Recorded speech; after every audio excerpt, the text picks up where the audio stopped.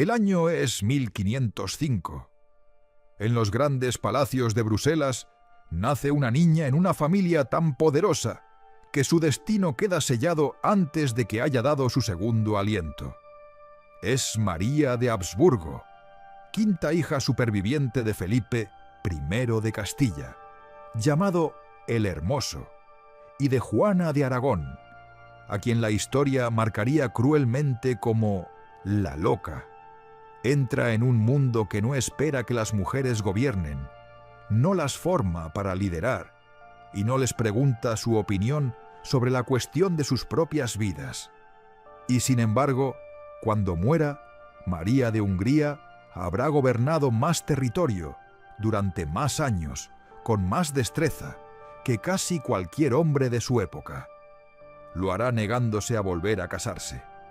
Lo hará combatiendo ejércitos otomanos, predicadores de la Reforma, reyes franceses y mercaderes flamencos. Lo hará mientras sus hermanos, dos emperadores del Sacro Imperio Romano Germánico, se apoyan en ella en sus horas más desesperadas y le suplican que no se vaya. Lo hará de luto, llevando siempre un medallón de oro en forma de corazón alrededor del cuello, manteniendo cerca de su pecho a un marido muerto mientras los reyes vivos de Europa hacen cola a su puerta. Esta no es una historia sobre una reina que fue simplemente poderosa a pesar de ser mujer. Esta es una historia sobre una mujer que entendió el poder con mayor claridad que los hombres a su alrededor, lo ejerció con más astucia de lo que ellos esperaban, y pagó por ello más silenciosamente de lo que nadie registró. María de Habsburgo pasa los primeros 9 años de su vida en la corte de su tía, Margarita de Austria, en Malinas, la ciudad conocida hoy como Mechelen, en la Bélgica moderna. No es una crianza ordinaria. Margarita de Austria es en sí misma una mujer de notable capacidad. Viuda 2 veces, ha gobernado los Países Bajos habsburgueses como regente desde 1507, administrando un imperio en nombre de su sobrino, el niño que se convertirá en Carlos V. En la corte de 1970, María crece observando a una mujer conducir el barco del Estado. Ve que el gobierno no es un misterio reservado a los hombres. Es un oficio, una disciplina, una negociación diaria entre la ambición, la inteligencia y el compromiso. Se cría junto a su hermano mayor Carlos y sus hermanas mayores Leonor e Isabel. Su educación es de carácter humanista. Estudian idiomas, música, filosofía y las artes. María es apasionada por la música y el deporte. Monta a caballo con ferocidad y caza con un entusiasmo que los contemporáneos describirán más adelante, con incomodidad apenas disimulada, como masculino. Lee a Erasmo, debate, piensa. En una época en que la mayoría de las mujeres nobles son instruidas en el bordado y la obediencia, María de Habsburgo está recibiendo las herramientas de la gobernanza, lo quisieran o no, los hombres a su alrededor. Pero la lección más importante que Margarita le enseña no es académica, se observa. Es la lección de lo que una mujer en el poder debe hacer: trabajar el doble, aceptar la mitad del crédito y nunca, jamás, dejar que la vean tropezar. El destino de María queda decidido antes de que pueda caminar. Cuando apenas tiene 6 meses, es elegida para desempeñar un papel en la política de Europa del Este de su abuelo, el emperador del Sacro Imperio Romano Germánico Maximiliano I. Una princesa habsburguesa es una pieza en el tablero de ajedrez diplomático, y Maximiliano es el gran maestro. María es prometida, en el sentido dinástico más formalizado, al heredero aún no nacido del rey Vladislao de Hungría. Afortunadamente, ese presunto heredero se materializa. Luis nace en 1506, apenas un año después que la propia María. Su compromiso se formaliza cuando María tiene 7 años. se casan oficialmente cuando ella tiene 10, aunque viven separados en extremos opuestos de Europa. No se encontrarán como marido y mujer hasta 1522, cuando María tiene 17 años y Luis tiene 16. En 1520, cuando María tiene 15 años, parte de los Países Bajos hacia Hungría, completando una de esas largas y cuidadosamente coreografiadas migraciones reales que marcaban las vidas de las mujeres de la realeza, embarcada en carruajes con tutores de idiomas extranjeros y asistentes desconocidos, dirigiéndose hacia una corte cuyas costumbres, idioma y política le son completamente ajenos. Llega a Buda, la capital real, y es coronada de inmediato reina de Hungría. El título importa, pero su realidad es compleja. El padre de Luis, Vladislao, había muerto en 1516, y Luis, apenas un adolescente, había gobernado ineptamente durante años. Casi de inmediato tras la llegada de María, según los observadores contemporáneos, Luis comienza a delegar el trabajo real del gobierno en su nueva esposa. Él caza, festeja, es encantador y querido y políticamente inútil. María empieza a dirigir el país. Para 1524 ha negociado una autoridad e influencia significativas para sí misma en la corte. Para 1525 ha tomado el control de una poderosa facción política y neutralizado otra. El embajador austriaco Andrea de Borgo es nombrado en su cargo por la propia reina, no por su marido. En un reino que aún encuentra su rumbo entre facciones nobles rivales y una amenaza otomana que se acumula en el horizonte sur, es María quien mantiene el hilo. También hace algo que alarma profundamente a su hermano Fernando.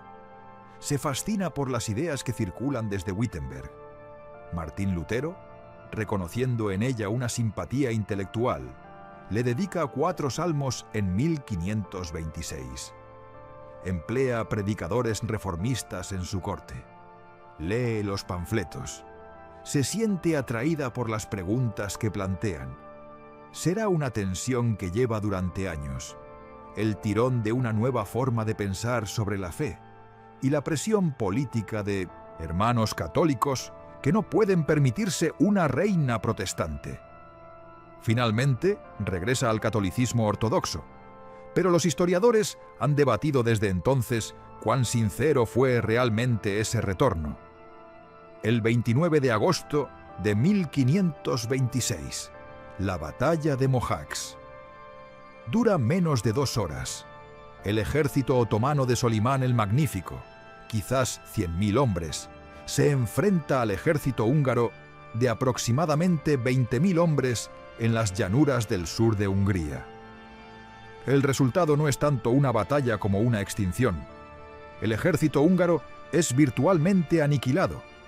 Obispos, nobles, oficiales, soldados. Miles mueren en el espacio de una sola tarde. El rey Luis II de Hungría cabalga con su ejército. Tiene 20 años. Nunca regresa. En el caos de la retirada, el caballo de Luis resbala al cruzar un arroyo. El caballo cae. El rey, lastrado por su armadura, se ahoga en aguas poco profundas. El rey de Hungría, el rey de Bohemia, el joven que había cedido su autoridad a su esposa y le había confiado la maquinaria de su reino, muere boca abajo en una zanja mientras su ejército se derrumba a su alrededor. María recibe la noticia al día siguiente. Tiene 21 años. Es viuda. No tiene hijos. No tiene un futuro claro. Hungría es ahora un país sin rey, y los otomanos marchan hacia Buda. Huye de la capital, dirigiéndose a Presburgo, la ciudad hoy conocida como Bratislava, mientras a sus espaldas el ejército otomano ocupa Buda y la incendia. ¿Qué hace María de Hungría en las horas siguientes a enterarse de que su marido está muerto, su capital en llamas y su reino disolviéndose? Escribe una carta a Fernando. Le cuenta lo que ha sucedido. Le pide que venga a Hungría. Solicita tropas. Comienza a gestionar la crisis sucesoria. No se derrumba. No se vuelve decorativa. Toma el mando de una emergencia mientras todavía está en shock por una catástrofe personal, y lo hace con la claridad de alguien que ha pasado años observando cómo funciona realmente el poder. Fernando, ocupado en Bohemia, donde ya ha sido elegido rey, nombra a María su regente en Hungría. Ella se niega, o más bien protesta. Dice que el trabajo necesita a alguien más sabio y mayor. Dice que no está preparada. Los historiadores han debatido esta protesta desde entonces. ¿Fue humildad genuina? ¿Teatro político? ¿Una astuta táctica de negociación? ¿La mujer que debe parecer reticente para que se le conceda la autoridad que necesita? La evidencia sugiere lo último. María sabía que una mujer que reclamara el poder con entusiasmo encontraría resistencia. Una mujer que pareciera aceptarlo a regañadientes, cumpliendo con su deber, sacrificando sus propias preferencias, recibiría apoyo, al menos el tiempo suficiente para establecerse. Acepta la regencia, gobierna Hungría durante más de un año, hasta que Fernando es finalmente coronado en 1527. Asegura el territorio para su hermano frente a la reclamación rival de Juan, Zapolia, quien se había proclamado rey con el respaldo otomano. Administra un reino en ruinas, en la secuela inmediata de una derrota militar catastrófica, mientras sigue vistiendo ropa de luto. Y entonces hace un voto. No volverá a casarse. Lleva alrededor del cuello un medallón de oro en forma de corazón, el mismo que su marido había llevado a la batalla de Mohacs. Lo llevará durante el resto de su vida. Es a la vez un gesto de duelo y una declaración de independencia. Si nunca se vuelve a casar, ningún hombre podrá reclamar jamás autoridad sobre ella a través de la institución del matrimonio. Europa se da cuenta. Una viuda joven, capaz y sin hijos de la estirpe habsburguesa, es uno de los activos diplomáticos más valiosos del continente. Es un vínculo con 3 reinos, hermana del emperador del Sacro Imperio Romano y, como sabe todo aquel que la ha visto operar en Hungría, una mujer de considerable habilidad política. Las propuestas comienzan casi de inmediato.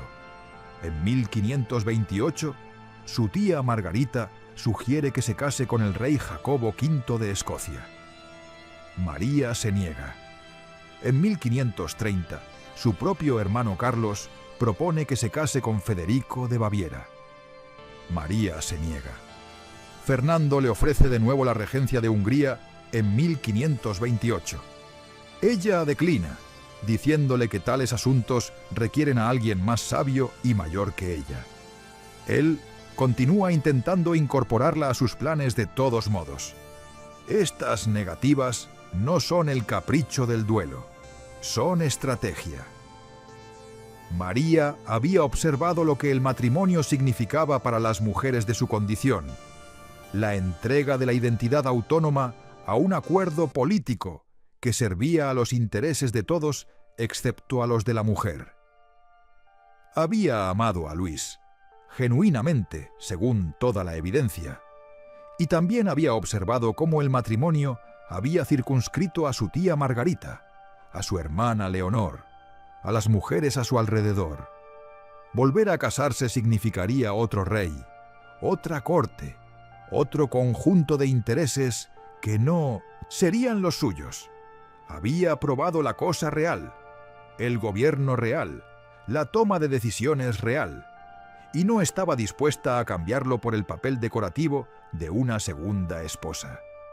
Estaba eligiendo el poder, no el poder reflejado de estar al lado de un rey, sino el poder directo, ejercido, cotidiano de gobernar. Su oportunidad llegaría antes de lo que nadie esperaba. El 1 de diciembre de 1530, Margarita de Austria, la tía de María, su mentora, la mujer que la había criado y le había mostrado cómo era el gobierno femenino, muere. El cargo de gobernadora de las 17 provincias de los Países Bajos queda vacante. Carlos V, emperador del Sacro Imperio Romano, el hermano mayor de María, el hombre más poderoso del mundo occidental, necesita a alguien en quien confiar absolutamente. Alguien con la sangre habsburguesa y el temperamento habsburgués. Alguien que entienda el gobierno, que pueda administrar un territorio enormemente complejo, comercialmente vital y políticamente conflictivo. Alguien que no sea seducido, sobornado ni maniobrado por el rey francés, los príncipes alemanes o los mercaderes flamencos. Le pregunta a María. Ella vuelve a protestar. Enumera sus insuficiencias, negocia, obtiene concesiones significativas, recursos financieros, autoridad definida, el derecho a realizar nombramientos, y entonces acepta. En 1531, María de Hungría se convierte en gobernadora de los Países Bajos habsburgueses. Ocupará este cargo durante 25 años. Los Países Bajos no son fáciles. Son el corazón financiero del imperio habsburgués, el motor comercial que financia las guerras, la diplomacia y las ambiciones de Carlos por toda Europa y las Américas. Son también un mosaico de 17 provincias distintas, cada una con sus propias tradiciones, su propia nobleza, su propia clase mercantil y sus propios agravios. Las ciudades son ricas y orgullosas y se resisten intensamente a la autoridad exterior.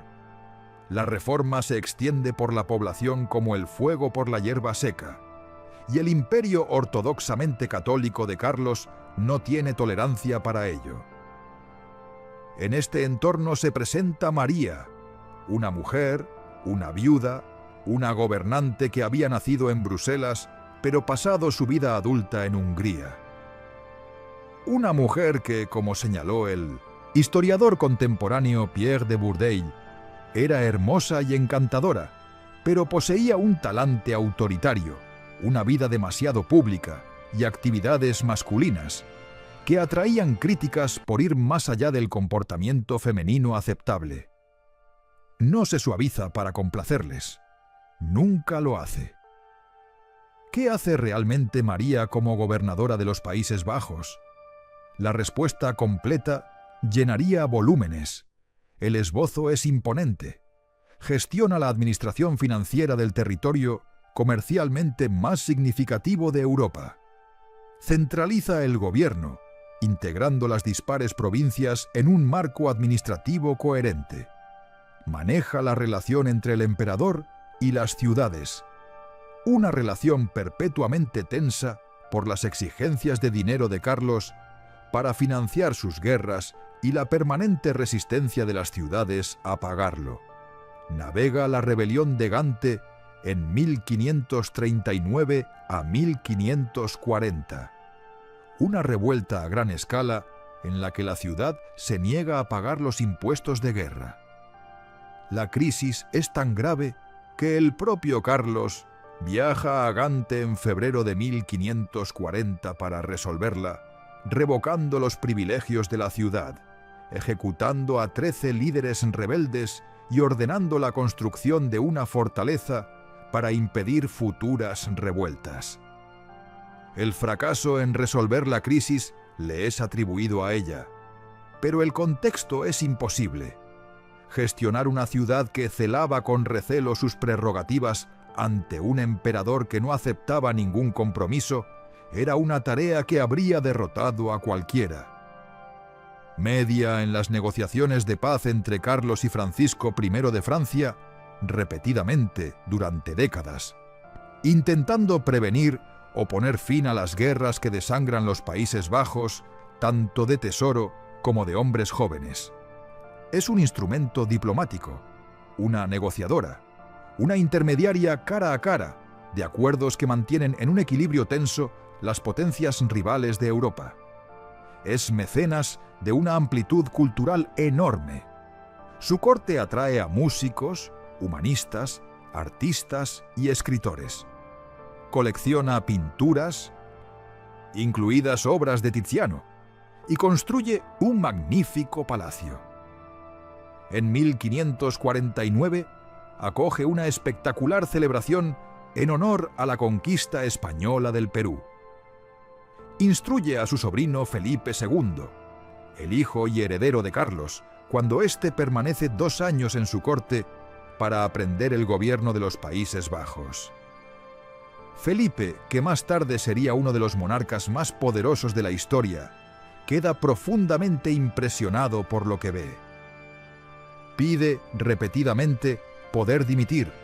Le niegan la petición, repetidamente. Escribe a Carlos quejándose de su salud, su agotamiento, su pena. Está genuinamente enferma con frecuencia, padeciendo una afección cardíaca que acabará matándola. Amenaza con marcharse. Una y otra vez la convencen de quedarse, porque nadie puede reemplazarla. Esta es la ironía en el corazón de la historia de María de Hungría. Gobierna un territorio que nunca quiso realmente gobernar, para unos hermanos que habrían preferido mantenerla en un matrimonio cómodo, para un imperio que la necesita más de lo que está dispuesto a admitir. Lo hace brillantemente. Lo hace mientras la critican por comportarse como un hombre. Lo hace durante 25 años. A lo largo de su mandato, la cuestión de la religión se cierne sobre María como una tormenta que nunca termina de desatarse. La Reforma está transformando Europa. Las ideas de Lutero se han convertido en una fuerza política. Príncipes y ciudades por toda Alemania se están apartando de Roma, y el movimiento se extiende por los Países Bajos con una velocidad alarmante. Carlos V es un católico comprometido que pasará gran parte de su reinado intentando suprimir el luteranismo por la fuerza. Necesita que su gobernadora en los Países Bajos mantenga la línea. La propia relación de María con la teología reformada es complicada. En Hungría se había comprometido genuinamente con las ideas de Lutero. El propio Lutero le había dedicado salmos. Había empleado predicadores con simpatías reformistas. Su hermana Isabel y su cuñado Cristián II de Dinamarca se habían inclinado aún más en la dirección protestante. Claramente había algo en la nueva teología que le hablaba, pero es gobernadora de un imperio católico. Su hermano Fernando la presiona. Su hermano Carlos exige lealtad. Su predicador de corte Johann Henkel, un hombre en quien confiaba profundamente, la guía de vuelta hacia la ortodoxia católica. El retorno es lo suficientemente genuino como para satisfacer el requisito político, pero la cuidadosa valoración del historiador Helmut Georg Königsberger de que su reputación de simpatía luterana está muy exagerada, deja aún margen para la posibilidad de que su fe fuera siempre más personal, más indagadora, más complicada de lo que su posición pública le exigía admitir. En los Países Bajos debe aplicar los edictos, los decretos imperiales contra la herejía. Lo hace, pero sin el entusiasmo feroz que algunos consejeros de Carlos habrían preferido. Está gobernando una población con importantes simpatías protestantes en un territorio que es también, para sus hermanos, fuente de enormes ingresos. Quemar demasiados mercaderes es malo para el comercio. Enhebra la aguja con su característica pragmatismo. En 1555, Carlos V, agotado, enfermo, consumido crecientemente por la gota y el peso de un imperio que lleva décadas administrando, abdica. Divide su imperio entre su hijo Felipe II, que recibe España y los Países Bajos, y su hermano Fernando I, que hereda el título imperial del Sacro Imperio Romano. María que ha gobernado los Países Bajos desde 1531, se retira finalmente. Va a España, a la vida tranquila con la que ha soñado durante años. La caza, la música, el tiempo con sus hermanas Leonor y las demás que aún quedan. Tiene 50 años. Ha gobernado durante casi un cuarto de siglo. Está cansada hasta los huesos y enferma del corazón, y quiere, por una vez en su vida, estar quieta. No dura. Leonor, su hermana, su compañera en el exilio desde su juventud, muere en brazos de María en febrero de 1558. El dolor es devastador. María viaja a reunirse con Carlos para buscar su consejo sobre su futuro. Él le dice que quiere que retome la regencia en los Países Bajos. Le promete un hogar y una generosa renta. Ella declina. Su sobrino Felipe la insta. Sus consejeros la presionan. Cuando Carlos cae gravemente enfermo en agosto de 1558, ella cede.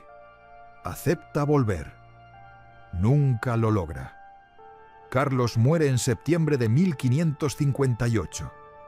La noticia llega a María cuando se está preparando para partir. Está devastada.